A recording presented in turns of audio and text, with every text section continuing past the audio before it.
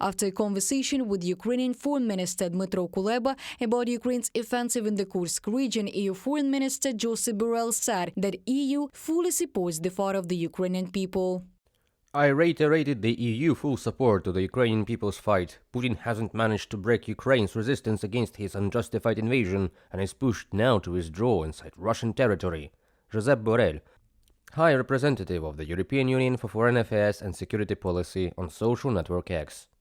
Czech Foreign Minister Jan Lipavsky believes that Ukraine has every right to defend itself by advancing into the Kursk region, since Russia regularly strikes peaceful Ukrainian cities and has occupied some Ukrainian territories. According to him, international law allows Ukraine to defend itself even on the territory of the aggressor. Russian aggression against Ukraine since 2014 has destroyed the lives of millions of innocent people. If we want a just peace and not an illusion of it, the solution is the situation where all armies return to internationally recognized borders. Jan Lipavsky, Minister of Foreign Affairs of the Czech Republic, on social network X. It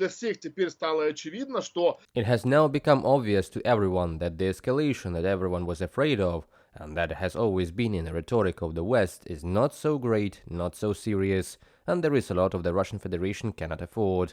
How can one explain to people, as Putin calls them, ordinary Russians, that Putin is ready to defend the occupied territories of Ukraine, but is not ready to defend them and the territory of Russia itself? The offensive of the Ukrainian armed forces in the Kursk region forces the Russian Ministry of Defense to transfer troops from Kaliningrad to the region. This statement was made by the Minister of Defense of Lithuania, Laurynas Kasčiūnas, at a meeting with the President of Ukraine on August 13th.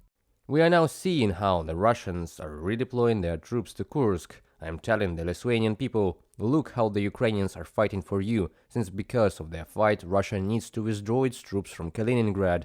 We even call it demilitarization of Kaliningrad, which is happening thanks to the bravery of your soldiers, thanks to your decisions. If the head of the Kremlin, Vladimir Putin, does not like that the Ukrainians are defending themselves, then he can simply get the hell out of Ukraine. This is how John Kirby, White House National Security Communications Advisor, responding to the events in the Kursk region. I'm not going to talk about Ukrainian military operations. As I said earlier, I will let them speak to what they are doing. We are in close touch with them, as you might expect we would be, and that will continue those conversations. But make no mistake about it, this is Putin's war against Russia. John Kirby, White House National Security Communications Advisor, during an online briefing on August 13th. U.S. Senator from the Democratic Party Richard Blumenthal called the breakthrough of the border in the Kursk region by the Ukrainian military a historic one. At a briefing in Kyiv, he said that Ukraine had transferred the war to Russian territory. According to him, the senators want to convey a message to the administration of U.S. President Joe Biden that Ukraine should be given more flexibility in using the provided weapons to strike beyond the existing lines. It is a seismic breakthrough.